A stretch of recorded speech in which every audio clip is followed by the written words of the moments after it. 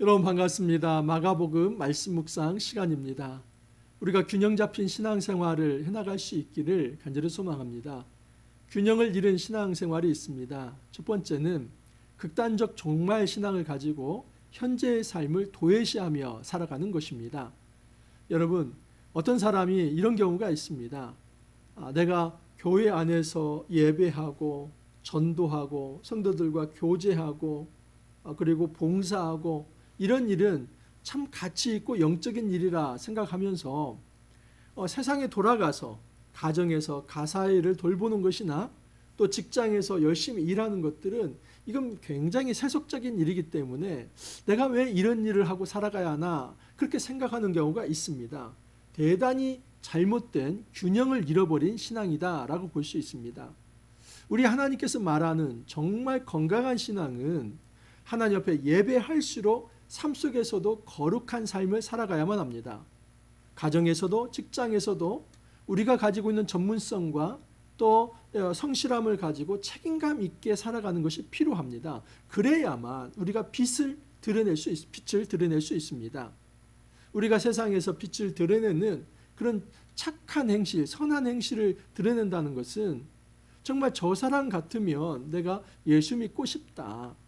하나님이 살아계시는 것을 내가 잘 알지 못하지만 저 사람이 하는 말과 행동을 보니 우리 하나님께서 살아계시는 것 같다. 나도 한번 교회 나가보고 싶다. 그런 생각이 들 정도로 거룩한 삶을 살아가는 것이 필요합니다.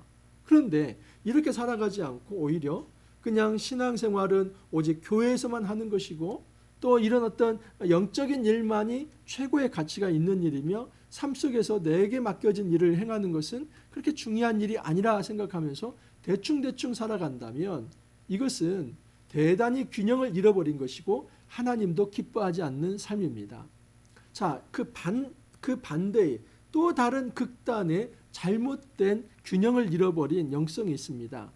그것은 세속주의적 삶을 살아가는 것입니다. 어떤 사람이 이 신앙에 있어서 그것은 하나의 이름뿐입니다. 명목상의 크리스천이라고 하죠. 그래서 내가 교회 가서 예배하고 찬양하고 또 봉사하고 이것은 대단히 형식적으로 그냥 내 양심의 거리낌을 좀 덜 정도의 그 정도 하나의 어떤 형식적으로 교회 가서 한번 얼굴 보여주고 예배하고 그리고 돌아와서는 완전히 다른 언어를 가지고 살아갑니다. 철저히 세속적 마인드를 가지고 세속적 가치관을 가지고 물질주의적으로 그리고 야망을 품고 그리고 자기의 탐욕을 위해서 수단과 방법을 가리지 않고 그렇게 세속적으로 살아갑니다. 이런 경우는 오히려 이 세상 사람들이 더 나무랍니다. 야, 너는 예수 믿는다고 하는데 왜 그렇게 욕심이 차고 넘치냐. 참 너 보니까 내가 예수 믿고 싶은 마음이 있었는데 오히려 가고 싶지 않다. 교회 나가고 싶지 않다. 그렇게 말할 수 있습니다. 세상 사람들이 교회를 향해서 교회 다니는 사람들 더해. 참 교회 다니는 사람들이 더 욕심이 많아. 만약에 이렇게 얘기를 한다면 우리는 정말 여러분 정말 세상 앞에 잘 살아가는 것이 아닙니다. 주님이 원하시는 이 균형 잡힌 신앙생활은 내가 교회에서 예배한 만큼 세상에서도 성실한 삶을 살아내야만 합니다. 더 정직해야 하고 그리고 더 생명을 사랑해야 하고 다른 사람의 자유를 존중하며 상대방의 인격을 존중하고 나에게 맡겨진 어떤 미션들이 있다면 끝까지 최선을 다해서 완수함으로써 전문성을 드러내고 책임감 있게 성실하게 살아가면서 예수 믿는 사람은 정말 뭐가 달라도 다르구나 이런 것을 좀 드러내 보일 수 있어야만 한다 하는 것입니다. 여러분 자칫 우리가 무너질 수 있습니다. 이 밸런스를 무너뜨리면 우리는 정말 예수를 잘 믿는다고 스스로 착각하지만 하나님 보실 때는 정말 엉뚱한 삶을 살아갈 수 있습니다. 자, 오늘 말씀은 마가복음 9장 2절부터 13절까지의 말씀인데 이 말씀은 제발 산 위에서의 그 영광만을 추구할 것이 아니라 산 아래로 내려와서 그곳에서 현실의 발을 디디고 그곳에서 진정한 종말론적 신앙을 갖되 그 예수님이 걸어가신 십자가를 통과한 영광을 바라보라 하는 중요한 메시지를 우리에게 전달합니다. 자, 9장 2절 말씀 이하입니다. 엿새 후에 예수께서 베드로와 야고보와 요한을 데리시고 따로 높은 산에 올라가셨더니 그들 앞에서 변형되사, 예수님께서 베드로와 야고보와 요한을 따로 데리고 높은 산에 올라가셨습니다. 이것은 구약에 모세가 아론과 또 이제 여호수아와 그리고 70인 장로들을 데리고 산 중턱까지 올라가는 이 모습과 비슷합니다. 그리고 모세는 산 정상에 올라가서 40주 40야를 머물면서 그곳에서 이제 하나님이 주시는 말씀을 받게 됩니다. 그래서 모세가 산 정상에서 하나님을 만나면서 하나님으로부터 말씀을 듣는, 그리고 그 산 정상 주위로 빽빽한 구름이 있고 뇌성이 있고 불이 있고 그리고 하늘로부터 울려 퍼지는 이 음성과 말씀이 있는 이런 모습이 지금 예수님께서 일부 제자를 데리고 높은 산에 올라가서 변형되는 모습과 비슷합니다. 그래서 예수님의 이 땅에서의 이 공생의 삶은 새로운 출애굽이다 하는 것을 가르쳐주고 있는 것입니다. 구약에서의 이 출애굽 사건은 하나의 모델이고 그 모델적 출애굽이 예수님의 사역을 통해서 성취되고 있다는 것을 보여주십니다. 모세가 시내산에서 하나님을 만나며 영광을 체험했던 것처럼 이제는 예수님께서 이 높은 산에서 변형된 모습으로 온전한 출애굽, 너희들에게 진정한 생명의 자유를 갖다 주고 해방을 주고 진정한 이제 평화를 이룰 나라가 지금 임하고 있다. 하나님 나라가 임하고 있는 것을 예수님께서 온 몸을 통해서 보여주고 있는 것입니다. 그 옷이 광채가 나며 세상에서 빨래하는 자가 그렇게 희귀할 수 없을 만큼 매우 휘어졌더라. 여러분, 어떤 세탁기로 돌리는 것보다도 어떤 세제를 쓴 것보다도 더 흰 옷으로 그 변형된 것입니다. 그래서 정말 눈으로 쳐다볼 수 없을 만큼 광채가 나고 빛이 났습니다. 이 광채와 빛이라고 하는 것은 하나님의 영광의 상징입니다. 예수님께서 정상에서 이 산 높은 곳에서 이런 모습을 보인 것은 하나님의 임재를 상징적으로 드러낸 것입니다. 마치 시내산에 하나님께서 강림하신 것처럼 예수님을 통해서 하나님의 임재가 드러나고 있다.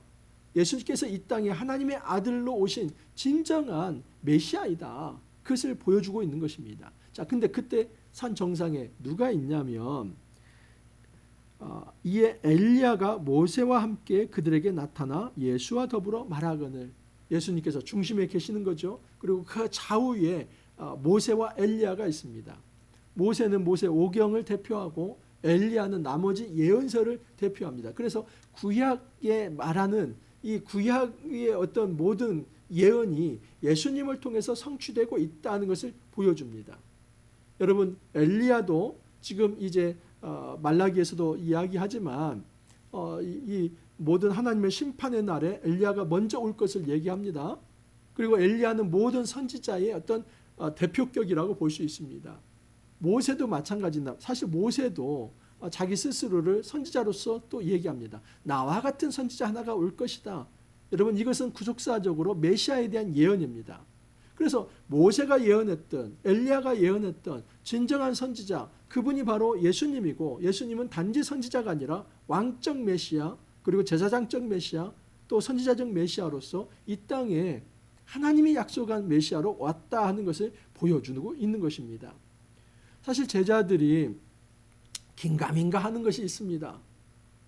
예수님께 공생의 사역을 통해서 제자 훈련을 하는데 제자 훈련 기간에도 사실 제자들의 마음이 왔다 갔다 하는 거 아닙니까?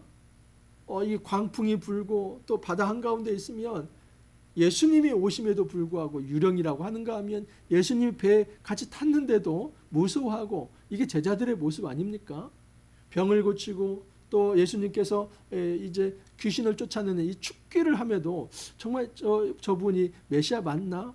아직 그들에게 정리되지 않았을 때에 예수님은 이 변화산 사건을 통해서 내가 진짜 하나님이 보낸 참된 메시아이고 이 영광의 모습을 먼저 너희들이 맛봐라, 그것을 말씀을 하는 것입니다. 베드로가 예수께 고하되 랍비여, 우리가 여기 있는 것이 좋사오니 우리가 초막셋을 짓되 하나는 주를 위하여, 하나는 모세를 위하여, 하나는 엘리야를 위하여 하사이다. 이 베드로가 굉장히 다혈질적인 사람입니다. 그래서 예수님, 여기가 너무 좋습니다. 이 산 위에서 같이 삽시다. 우리 제자들은 그냥 들잠 자겠습니다. 우리는 초막 없어도 됩니다. 이제 예수님을 위해서, 엘리야를 위해서, 모세를 위해서 제가 초막을 짓겠습니다. 여기 거하시면서 우리 산에 내려가지 맙시다 하는 겁니다. 그냥 베드로는 이런 대목이 매력 있기도 하지만 베드로의 약점이기도 하지요. 베드로는 너무나 그냥 감정적인 겁니다. 이 영광이 너무나 소중하고 좋은 것입니다. 그래서 예수님과 함께 거하고, 우리로 말하면 이 공동체와 함께 있고 예배하고 기도하고 전도하고 이것만 하면 좋겠습니다. 좋지요, 여러분. 자, 다른 것 내가 다 돌보지 않고 그냥 오직 기도와 찬양만 한다면 좋은 일이죠. 그런데 여러분, 정말 우리 하나님께서 과연 그런 삶을 우리에게 원하실까요? 모든 이들이 그냥 다 흰 옷 입고 교회 안에서만 있고, 그래서 그리스도의 종말만을 기다리면서 그렇게 찬양과 기도만을 하고 가정도 돌보지 않고 자녀도 돌보지 않고 직장도 돌보지 않고 그냥 모든 것 정리하고 어떤 공동체를 이룬답시고 그렇게 들어오면 좋겠습니까? 과거에 이단들이 그렇게 많이 있었습니다. 박태선 전도관의 어떤 신앙촌이나 그리고 현재의 모든 어떤 이단들도 다 이런 공동체 생활에 극단적인 이 세상과의 단절을 요구를 합니다. 사회적인 무리를 많이 일으키는 거죠. 결코 여러분 이것은 건강한 신학이 아니고 또 이제 옳지도 않습니다. 주님이 원하시는 것은 모였으면 흩어지라는 겁니다. 사실 이 변화산의 모습은 영원한 모습을 지금 보여주는 게 아니라 맛배기입니다. 이 부활에 대한 맛을 먼저 보여주는 것입니다. 예수님의 의도는 이것입니다. 예수님께서 부활을 경험하긴다는 것은 이 십자가를 지는 것을 전제로 하는데, 그 십자가를 졌을 때 이 제자들이 경험하게 될 당황스러움, 그렇게 3년 동안 예수님을 따라다녔는데 그 예수님이 갑자기 죽었을 때의 상실감, 그 충격, 그것을 먼저 완화시키기 위해서 내가 혹시 십자가를 지더라도 그것이 끝이 아니라 3일 만에 부활할 것이다. 어떻게 믿을 수 있습니까? 바로 지금 이 맛배기의 부활의 영광을 먼저 보여주겠다. 이것이 기적적 사건이라고 한다면 앞으로 내가 십자가를 지고 죽지만 그것이 끝이 아니라 분명히 부활로 연결될 것이니까 그 믿음을 가지고 나를 따라와라. 지금 이 메시지를 전달하기 위해서, 그래서 오히려 어떻게 보면 이 변화산 사건은 예수님의 십자가의 길을 소개하면서 그럼에도 불구하고 너희들이 낭망하거나 넘어져서는 안 되고 오히려 부활의 소망을 가지고 일어나야 한다는 그 교훈을 주기 위해서 지금 말씀을 하신 겁니다. 그렇다면 여러분, 나아가야 할 자리는 지금 산 위입니까? 아니면 현실의 산 아래의 자리입니까? 산 아래이죠. 우리가 신앙생활 하면서 너무 산 위에만 머물고 산 아래의 일은 그건 가볍게 생각하면서 무시하면서 살아가는 경우가 있습니다. 그래서 주님이 원하시지 않습니다. 주님은 산 위에서의 그 영광에 대한 체험이 있다면 산 아래로 내려가라. 그리고 그곳에서 현실과 부딪히면서 이제는 하나님 백성으로서 거룩한 삶을 살아내라. 그렇게 말씀을 합니다. 이는 그들이 몹시 무서워하므로 그가 무슨 말을 할지 알지 못함이더라. 쉽게 말해서 베드로는 자기가 무슨 말을 하는지도 알지 못하면서 그렇게 하는 겁니까? 그냥 이 환상적 엑스타시에 빠져서 너무나 그 좋은 감정을 드러낼 뿐이지 현실 감각이 없었다 하는 것입니다. 마침 구름이 와서 그들을 덮으며 구름 속에서 소리가 나되 이는 내 사랑하는 아들이니 너희는 그의 말을 들으라 하는지라. 하나님의 신현현상, 세오판이라고 하는데 이 신현현상에는 구름이 있습니다. 이 하나님이 임재하는 현상 중에 구름, 바람, 뇌성, 불, 이런 모든 것들은 하나님께서 강림하실 때 나타나는 현상들입니다. 그러므로 여기 구름이 와서 그들을 덮었다 하는 것은 예수님께서 하나님의 아들로 임재하신, 특별히 요한복음적 말씀에 의한다면 말씀이 육신이 되어 우리 가운데 거하심에, 거한다는 말은 장막을 치심이 하는 말입니다. 이 아버지가 그 독생자의 이 아버지의 영광이 이제 드러났다 하는 것이 바로 이 요한복음 1장 14절 말씀 아닙니까? 그 요한복음 1장 14절 말씀은 정확히 성육신의 말씀이고 예수 그리스도가 이 땅에 성전으로 오셨다는 겁니다. 출애굽기 40장에 의하면 성전이 봉헌될 때 무엇가 있었습니까? 구름이 꽉 차 있죠. 또 모세가 산 정상에서 말씀을 받을 때, 십계명을 받을 때 그때 뭐가 있었습니까? 빽빽한 구름이 있었습니다. 여러분, 이처럼 지금 이 구름이라고 하는 것은 예수님이 이 땅에 오신 진정한 성전이시다. 예수님께서 진정한 메시아이시다. 예수님이 진정한 하나님의 아들이시다 하는 것을 보여주는 것입니다. 하지만 여러분, 이 구름은 영원하지 않습니다. 거칩니다. 그 구름이 거치기 전에 하늘에서 이런 목소리가 있습니다. 이는 내 사랑하는 아들이다. 너희는 그의 말을 들을지어다. 이거 기억해야만 합니다. 자, 그런데 문득 둘러보니 아무도 보이지 아니하고 오직 예수와 자기들 뿐이었더라. 이제 엘리야도 없고 모세도 없고 그 화려한 변형된 모습도 다 사라지고 현실로 돌아오는 것입니다. 여러분, 이 변화산 사건은 궁극적으로 예수님께서 이 세 제자만 따로 이제 살기 위해서 한 것이 아니라 이 세 제자들에게 맛배기로 보여주는 겁니다. 앞으로의 삶은 현실인데 그 현실, 이 십자가로 나아가기 전에 먼저 부활의 이 영광을 맛배기로 보여주겠다. 왜 그렇습니까? 그 현실 속에서 넘어지지 말라는 것이지요. 그러면 우리가 가지고 있는 이 영성이라고 하는 것은 예를 들어서 교회 안에서 정말 뜨거운 마음으로 찬양하면서 그 은혜 받는 것이라고 한다면 그 목적은 어디입니까? 세상으로 나아가기 위한 영적 재충전이라고 볼 수 있습니다. 교회 안에서 영원히 살기 위해서 이것이 아니라 여기서 잘 예배하고 여기서 잘 교제하고 또 봉사의 맛과 그리고 하나님의 임재를 체험하면서 그 충전이 되어서 결국 세상으로 나아가기 위해서 함께 모이는 것입니다. 모이는 것 자체가 아니라 우리는 함께 모였다면 흩어지는 교회가 되기 위해서 모이는 것입니다. 이런 차원에서 우리는 정말 현실에 발을 디디고 살아가야 할 그런 어떤 균형 잡힌 영성을 소유해야 할 그런 사명이 우리 안에 있다는 것을 꼭 기억해야만 합니다.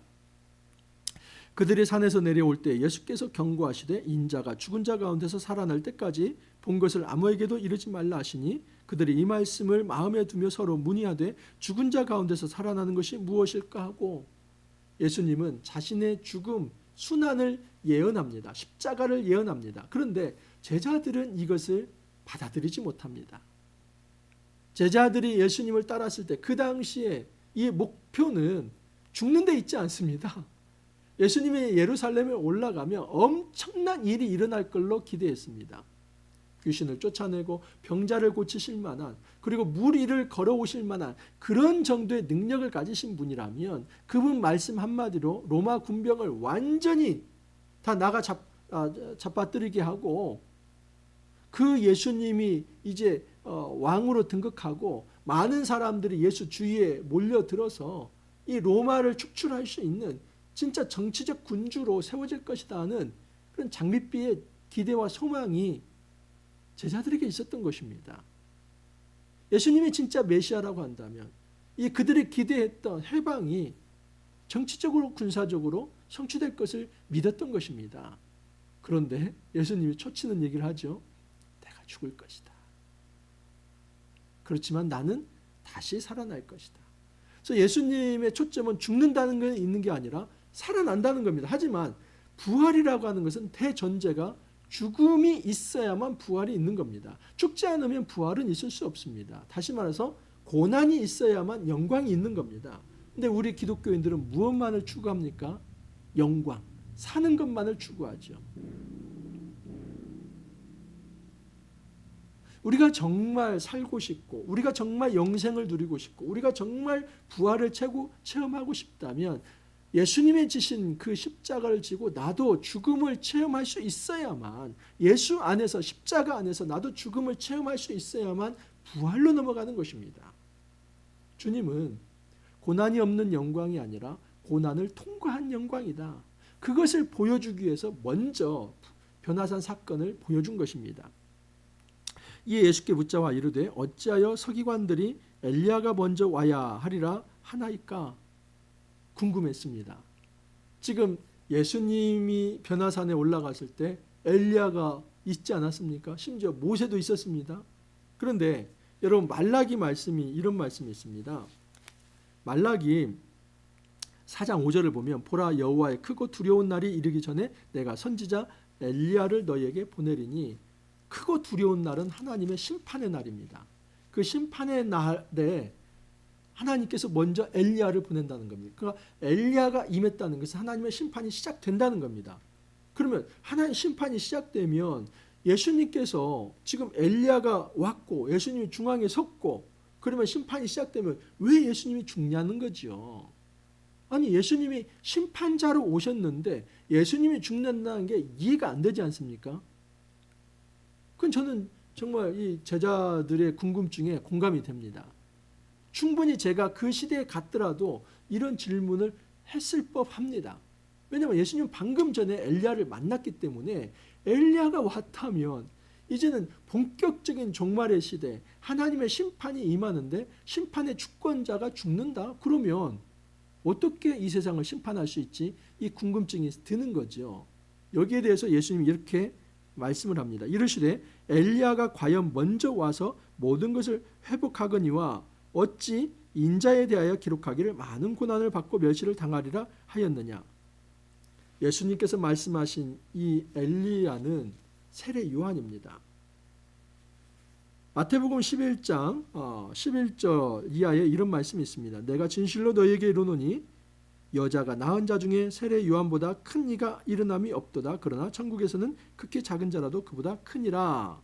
만일 너희가 즐겨 받을진대 오리라 한 엘리야가 곧 이 사람이라 하면서 예수님은 세례 요한을 엘리야로 생각한 것입니다. 그러니까 예수님이 말씀하시는 이 엘리야는 뭐냐면 지금 이스라엘 사람들, 지금 이 어떤 이 제자들, 이 유대인들, 그래서 이 엘리야가 오면 심판이 이루어지고 끝날 거다 이렇게 생각하는데 예수님이 말씀하신 엘리야는 세례 요한입니다. 그리고 세례 요한이 왔고 세례 요한 이후에 지금 예수님께서 본격적인 이 심판을 시행하신다 하는 것입니다. 근데 여러분, 세례 요한이 보여준 것이 무엇입니까? 세례 요한이 주의 길을 예비했다 하는 것이 그게 무엇을 상징합니까? 세례 요한이 예수님께 세례를 주지 않습니까? 그러면서 세례 요한이 얘기를 합니다. 나는 물로 세례를 주지만 예수님은 불과 성령으로 세례를 준다고 말씀을 합니다. 나는 그의 신발끈을 풀기에도 감당치 못할 거라고 합니다. 나는 그의 길을 예비할 거라고 합니다. 세례 요한이 예비하는 게 뭡니까? 사실 여러분 세례 요한은 예수님이 먼저 걸어가실 길을 앞서서 걸어갔습니다. 회개하라 천국이 가까웠다. 이 메시지는 예수님도 전합니다. 세례 요한도 세례를 베풀고 사실 예수님도 세례를 베풉니다. 그런데 예수님이 베푸시는 이 세례는 어떤 세례입니까? 그것은 십자가의 죽음과 부활입니다. 그래서 세례 요한으로부터 예수님이 세례를 받았다는 것은 예수님께서 모든 인류를 위해서 자기의 어떤 죄가 아니라 모든 인류를 위해서 그 인류의 죄 때문에 십자가에 죽고 이제는 예수님이 부활 가운데서 다시 생명으로 일어나시면서 모든 죄인들을 이제는 하나님께서 정결하게 씻어주셔서 부활시켜 준다고 하는 것. 예수님이 받으신 이 세례는 세례 요한으로부터 받은 이 세례는 십자가와 부활을 상징하는 것이다 라고 볼 수 있습니다. 그러므로 세례 요한이 준비한 사역은 단지 정치적 군사적 메시지를 가지고 이 정치적 군사적 어떤 힘을 가지고 이스라엘의 물리적 나라를 세우는 것이 아니라 예수 그리스도의 그 죽으심과 부활을 통해서 영적인 그리고 모든 오고 오는 후대들에게도 구원의 통로가 되는 진정한 하나님 나라를 이 땅에 세우시겠다 하는 것입니다. 이런 차원에서 예수님은 단지 어떤 이 구약에 예언된 어떤 정치적 군사적 메시아가 아니라 진짜 예수님은 하나님의 아들로서 하나님의 나라를 가져오실 거라 하는 것을 그렇게 말씀을 한 겁니다. 그러면서 이런 말씀을 하는 것이죠. 인자에 대하여 기록하기를 많은 고난을 받고 멸시를 당하리라. 이런 시편 말씀에 이런 말씀이 있습니다. 시편 22편 6절에 보면 나는 벌레요 사람이 아니라 사람의 비방거리요 백성의 조롱거리니이다. 나를 보는 자는 다 나를 비웃으며 입술을 비축거리고 머리를 흔들리며 말하되 그가 여호와께 의탁하니 구원하실 걸 그를 기뻐하시니 건지실 걸 하나이다. 나중에 마가복음 또 십자가 장면에서 말씀을 드릴 것이지만 십자가를 졌을 때 그 밑에서 하는 사람들의 이야기입니다. 근데 그 이야기가 시편 22편에 예언이 된 겁니다. 심지어 시편 20편 18절을 보면 내 겉옷을 나누며 속옷을 제비 뽑나이다.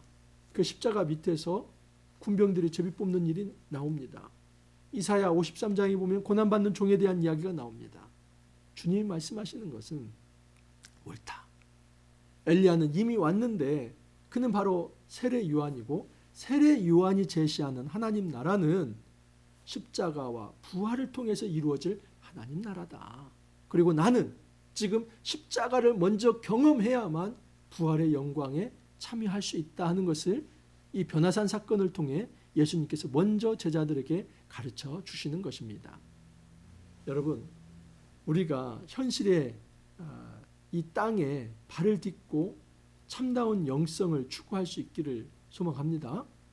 우리가 가지고 있는 산 위에서의 영적인 체험이 여러분 산 위에서 끝나지 않기를 바랍니다. 반드시 우리가 산 위에서 체험하는 그 공동체를 통해서 체험하는 귀한 영적 어떤 체험들, 기쁨들, 환희가 있다면 바로 가정과 직장으로 돌아갈 수 있기를 바랍니다. 그리고 그곳에서 하나님의 영광이 얼마나 빛나는지, 하나님 나라가 어떻게 복되게 임하고 있는지, 내가 어떻게 하나님 나라의 백성으로 거룩한 삶을 살고 있는지를 단지 말이 아닌 삶을 통해서 보여줄 수 있기를 간절히 소망합니다. 이 땅에서 삶은 여러분 고난찬 삶입니다. 주님께서 말씀하십니다. 나를 따라오려거든 자기를 부인하고 너희가 너희에게 맡겨진 십자가를 지고 나를 좇을 것이니라 말씀을 합니다. 그러면 우리에게 십자가라고 하는 것은 고난이 전제되는 것이지요. 우리가 이 고난 속에서도 믿음을 저버리지 않고 하나님을 배신하지 않고 끝까지 걸어갈 수 있는 것은 부활의 소망이 있기 때문입니다. 여러분, 주님께서 우리에게 먼저 이 산 위에서의 이 변형된 모습을 보여줍니다. 우리가 말씀 묵상할 때, 예배할 때, 하나님과 기도할 때에 뜨거운 체험들을 하게 하시고 그 하나님의 영광을 우리가 목도하게 하시면서 그 힘으로 오히려 세상에서 더 고난을 이겨내며 그 고난 속에서도 소망을 가지고 살아갈 수 있게 하십니다. 우리가 균형 잡힌 영성을 소유할 수 있기를 바랍니다. 미래에 대한 정말 이 이루어질 궁극적 하나님 나라에 대한 소망을 갖고 부활에 대한 소망을 갖되 현실을 도외시하는 것이 아니라 오히려 이 현실 속에서 더 하나님께서 맡겨주신 귀한 하나님 나라 사역을 의미 있게 감당할 수 있기를 간절히 소망합니다. 기도합니다. 주님 감사합니다. 저희들에게 복된 삶의 현장을 허락하여 주시니 감사합니다. 교회 공동체를 통해서 말씀으로 힘을 얻게 하여 주시고 또 저희들이 하나님의 영광을 체험하게 하여 주시니 감사합니다. 주님이 원하시는 것은 단지 여기에 머물러 있는 것이 아니라 이제는 구름이 걷히고 현실의 세계가 다가왔을 때 위축되지 아니하고 하나님을 배신하지 아니하고 오히려 더 말씀에 입각해서 하나님 앞에 엎드리며 세상에서도 거룩한 삶으로 승리하라고 말씀을 하십니다. 우리가 균형 잡힌 영성을 가지고 이 땅에서 거룩한 삶 잘 살아낼 수 있도록 은혜 더하여 주옵소서. 주님 감사하옵고 예수님 이름으로 기도하옵나이다. 아멘. 또 한 주가 새롭게 밝았습니다. 뿐만 아니라 이제 3월 새봄이 시작되었습니다. 우리가 긴 겨울 뚫어내고 새봄이 왔는데 주 안에서 활력 있게 살아갈 수 있기를 바랍니다. 이번 한 주도 여러분 화이팅 하시고 또 내일 기쁨으로 만나 뵐 수 있기를 바랍니다. 감사합니다.